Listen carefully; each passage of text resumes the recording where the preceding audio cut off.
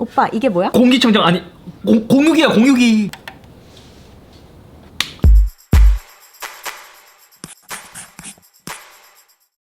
안녕하세요, 이스입니다. 오늘은 자주 조립하는 고성능 PC보다 조금은 더 현실적인 가벼운 작업, 인터넷, 문서 이러한 적당한 PC를 조립하실 분들에게 도움될 영상이지 않을까 싶습니다. 제가 이것을 왜 조립하게 되었냐면 저희 부모님께서 한날 전화가 온 거예요. 컴퓨터가 한 대 필요하다. 고향집에서 그 인텔의 1세대 림필드인 i5 750을 쓰고 계시거든요. 근데 이 PC가 느리다라기보다는 PC가 한 대 더 필요하기 때문에 저한테 이제 전화를 주신 건데, 그렇기 때문에 오늘은 부모님을 위한 효도르용 미니 PC를 조립해보려고 합니다. 조립을 하기 전에 부품 구성부터 보자면, 인터넷이나 간단히 문서 용도로만 사용하시기 때문에 뭐 크게 고성능은 필요 없어요. 그래서 인텔의 펜티엄 시리즈를 쓰자고 보니까 뭐 가성비가 지금은 크게 좋아 보이지는 않고, 그렇다고 인텔의 i3로 올라가게 되면 전체적으로 시스템, 그러니까 이제 부품 견적이 확 올라가기 때문에 그렇게까지 가기에도 조금 뭔가 아쉬움이 있었습니다. 그래서 결국 가성비로 찾은 게 AMD의 Ryzen 5 3400G를 선택했습니다. 4세대 르누아르나 이러한 제품은 내장 그래픽이 포함된 모델이기 때문에 따로 외장 그래픽을 구입하지 않아도 돼서 가성비가 꽤 좋은 편에 속합니다. 다음은 메인보드, 케이스, 파워가 포함된 제품 에즈락 데스크 미니 A300을 선택했습니다. 램 같은 경우에는 얘는 특별히 데스크탑용 풀 사이즈가 아니라 노트북에 들어가는 8GB 2개를 구입했어요. 한방에 3200MHz의 램을 구입하려고 했는데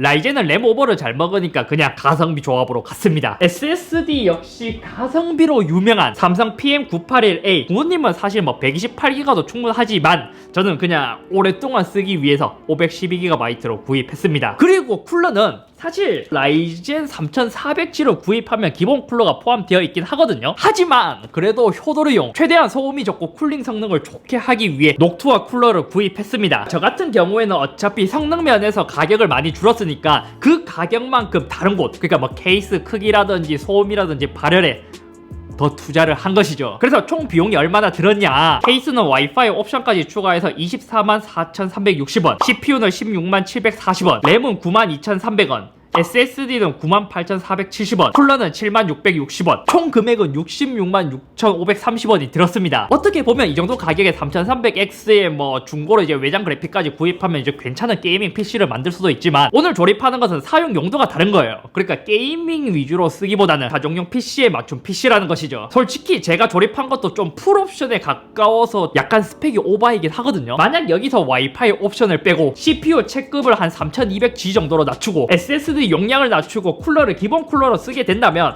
거의 한 50만원 이하로도 맞출 수 있을 것으로 예상됩니다. 따로 봉일 라벨은 없어요. 요거는 아마 그 모니터 뒤에 마운트처럼 걸 수 있는 베사올 마운트 규격의 가이드인 것 같습니다. CD 어차피 못 넣잖아요. 본품이 들어있는데 확실히 박스의 사이즈보다 데스크톱의 사이즈는 훨씬 더 작게 되어 있습니다. 제 손바닥과 비교를 하더라도 엄청 작은 사이즈이죠. 뭔가 많이 들어있는 것 같기는 하거든요. 여기 보면 와이파이 모듈과 안테나가 들어있고, 또 뭔가 엄청나게 많은데, 나사 이거는 아마 SATA 케이블 하나 더, USB 케이블, 파워 케이블, 와우, 어댑터. 이건 여기 또 작은 CPU 쿨러가 있는데 저희는 녹투아를 구입했으니까 얘는 따로 쓰지 않도록 하겠습니다.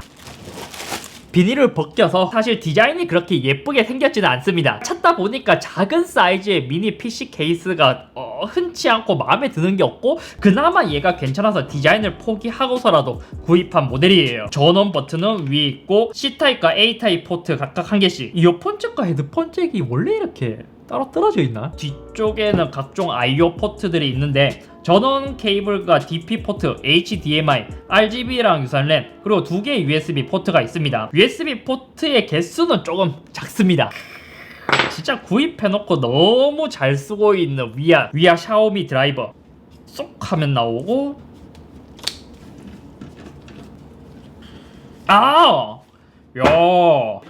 약간 철가방을 열듯이 케이블을 뽑고 A300M STX 보드가 들어가 있고, 일반적인 미니 ITX보다 훨씬 더 작은 사이즈의 보드로 되어 있습니다. CPU 열어서 쿨러는 나중에 쓸 수도 있으니까 킵해두고 CPU만 꺼냈습니다. 레버가 있거든요. 요것만 살짝 들어 올린 다음에 CPU 얘는 이렇게 이쪽을 보도록, 여기 화살표가 있잖아요. 이 방향대로 이제 넣어주고 레버를 다시 잠궈주면 끝나게 됩니다. 표도르용으로 쓰기에는 4기가 8기가로만 구성해도 충분해요. 톡 두 개의 램을 꽂아줬습니다. SSD와 와이파이는 여기 밑에 두 개의 M.2 슬롯을 통해서 연결해줄 수 있습니다. 연결해주고 작은 안테나 연결할 수 있는 게 두 개가 있어요. 핸드폰에도 있는 안테나 케이블이지만 이게 엄청 작고 잘못 끼우면 휘는 경우가 있어서, 다음에는 SSD를 그 위에 톡 연결해주고 이제 여기에 쿨러만 장착해주면 진짜 PC 조립은 간단하게 끝나게 됩니다. 일반적인 PC를 조립하는 것보다 이런 것은 어느 정도 반완제품이기 때문에 더 편하게 조립을 할 수 있어요. 이렇게 열어서 와, 쿨러가 이거는 굉장히 작은 쿨러인데도 굉장히 멋있어요. 올 블랙으로 되어 있는 검정색에 퀄리티도 꽤 좋게 되어 있는, 저는 녹투아 처음 써보는데 퀄리티가 아주 좋습니다. 가이드도 함께 들어있고 나사랑 다른 거는 없어요. 녹투아 배지도 있네. 이거 멋있다잉. 그러니까 이제 원래 들어있던 쿨러만 설치하게 되면 그냥 바로 조립을 해도 되지만, 저는 이제 사제 쿨러를 따로 구입을 했기 때문에 이제 메인보드까지 모두 드러내줘야 돼요. 녹투아 괜히 샀나? 메인보드까지 드러내주면 원래 있던 가이드가 들어있습니다. 하지만 이제 우리는 이제 새로운 쿨러를 조립해야 되니까 새로운 백플레이터를 여기에 해서, 여기 보니까 이 보드 뒷면에도 M.2 슬롯이 한 개 더 있어요. 그리고 SATA 케이블을 이용해서 여기 두 개 연결할 수 있는 방식으로 되어 있습니다. 이것도 좀 많았네, 양이. 써멀 양이 좀 많은 것 같아서 드러내니까 진짜 너무 많이 발랐었어요. 위에 이게 조금 움직이네. 다음은 CPU 팬 자리에 이렇게 쿨러 케이블을 꽂아주면 끝이에요. 저는 이렇게 사실 쿨러 때문에 뒤에 백플레이트를 교체했어야 했기 때문에 이렇게 분해를 했지, 대부분의 유저분들이라면 진짜 소음에 민감한 게 아니라면 사실 쿨러를 쓰지 않아도 돼요. 와이파이를 쓰려면 여기를 뚫어야 되는 것 같은데?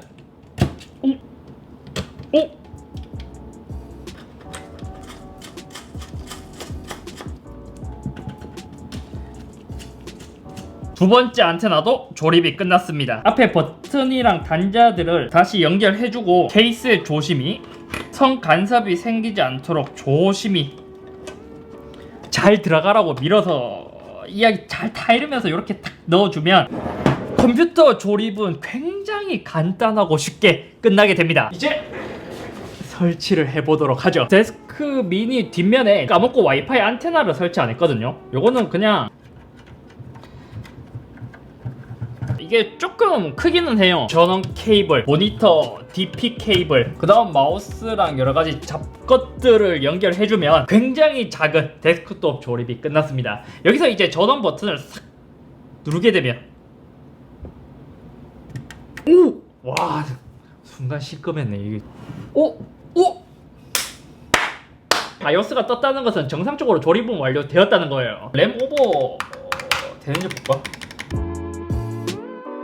이제 요 작은 PC의 윈도우 설치랑 게임까지 모두 설치를 마쳤습니다. 간단하게 사용을 해보니까 진짜 엄청나게 조용해요. 실제로 팬은 계속 돌아가고 있는데 거의 무소음에 가까울 정도로 지금 선풍기 소리보다 더 조용하게 들리거든요. 소음이 들릴 때는 게임을 하거나 아니면 이제 시네벤치 같은 무거운 작업을 할 때 그래도 나 팬이 돌아간다 요 정도로 그나마 소음이 좀 들렸어요. 나머지 상황에서는 거의 무소음이라고 봐도 될 정도입니다. 예전과 다르게 요즘 PC가 그래프를 논리 프로세서로 보면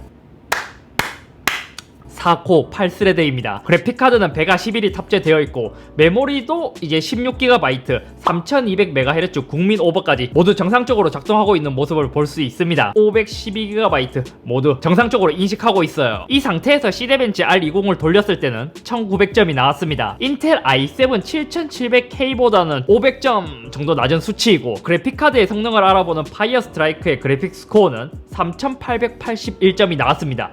확실히 외장 그래픽을 쓴 것보다는 점수가 많이 낮기는 하지만 인텔 내장 그래픽보다는 꽤 성능이 좋은 편에 속해요. 그래서 제가 간단히 게임을 한번 돌려보려고 하는데 일단 훈련장으로 들어가 볼게요. 사실 이제 그냥 일반 게임을 했을 때 성능이 제대로 나와주지 않는다면 민폐니까 역시 이제 약간 좀 테크충이 냄새가 나는 그러한 닉네임으로 거의 한 30프레임에서 조금 더 넘는 프레임을 보여주고 있습니다. 풀 HD로 설정이 되어 있고 거의 국민 옵션 안택만 울트라로 되어 있고 나머지는 매우 낮음으로 되어 있습니다. FPS에서 60프레임 이상 올라가지 않으면 사실 지금은 훈련장이라서 이 정도이지 교전을 할 때는 또 렉이 더 심하게 걸릴 수도 있기 때문에 배틀그라운드가 돌아간다는 것은 맞지만 게임은 할 수 있는 수준은 아니었습니다. 오버워치를 한번 돌려보겠습니다. 풀 HD로 당연히 되어 있고 그래픽 옵션을 낮음으로 설정했을 때 낮음으로 하면은 확실히 프레임이 훨씬 더 올라가요. 사실 그래픽이 900이긴 한데 뭐 옵치 정도는 할 수 있지 않을까. 이때는 CPU 점유율이 훨씬 더 낮아졌고 프레임도 거의 100프레임 근처까지 잘 나와주고 있습니다. 괜찮은데? 그래픽 품질을 다시 중간으로 바꿨을 때는 이때도 오히려 이제 80프레임 조금 더 나와주고 있는 모습을 볼 수 있습니다. 와, 이 정도면 144 모니터가 아니라면 옵치는 옵션 타협 보고 할만한데요? 옵치를 요즘 하는 사람이 별로 없어서 그렇지. 유튜브에서 8K 영상을 틀었을 때는 8K까지는 지금 돌릴 수는 있는데 버퍼링이 좀 많이 걸리고 있어요. 4K는 8K에 비해서는 훨씬 더 부드럽게 따로 버퍼링이나 이런 거 걸리는 것 없이 되게 자연스럽게 재생이 되고 있습니다. 그러니까 유튜브 8K까지는 무리지만 4K까지는 괜찮다. 실제로 지금 테스트하고 있는 모니터도 4K 모니터를 쓰고 있거든요. 이 정도면 충분히 좋은데요. 이렇게 오늘은 저희 부모님이 요청한 겸 일반적인 컴퓨터보다 훨씬 더 작은 특별한 PC를 만들어 봤습니다. 모든 사람이 게임을 위해 컴퓨터를 조립하는 게 아니듯이 적당한 성능, 인터넷, 캐주얼 게임 정도의 성능만을 원하시는 분들에게는 일반적인 PC, 큰 PC를 조립하는 것보다 성능을 요러한 이제 작은 컴팩트한 사이즈에 투자하는 것도 괜찮은 것 같습니다. 보통 PC를 조립하면 요거 아니면 요거보다 조금 더 작은 사이즈가 되는데 이왕이면 무조건 큰 게 좋긴 하지만 컴퓨터는 작아도 되잖아요. 아무튼 오늘은 여기까지이며 저희 부모님이 PC가 필요하다 해서 이제 생각을 하다가 어차피 부모님은 게이밍 성능을 원하는 게 아니다 보니까 그것을 대신 케이스의 크기라든지 더 만족스러울 수 있는 부분들을 생각해서 이러한 초소형 PC를 조립해 봤습니다. 굳이 부모님께 효도용으로 구입하는 게 아니라도 이제 성능을 봤을 때 나는 인터넷, 문서 아니면 4K 영상 정도의 감상 용도로만 생각한다면 큰 데스크탑을 조립하는 것보다 작은 데스크탑을 조립하는 것도 좋은 것 같아요. 이거 본체 보기에는 약간 밋밋해서 감성을 위해 에즈락이지만 에이수스 로그의 요 스티커를 나도 이게 어디서 난지는 잘 모르겠거든요. 근데 ROG 감성을 주는 거지. 약간 살짝 이렇게 해서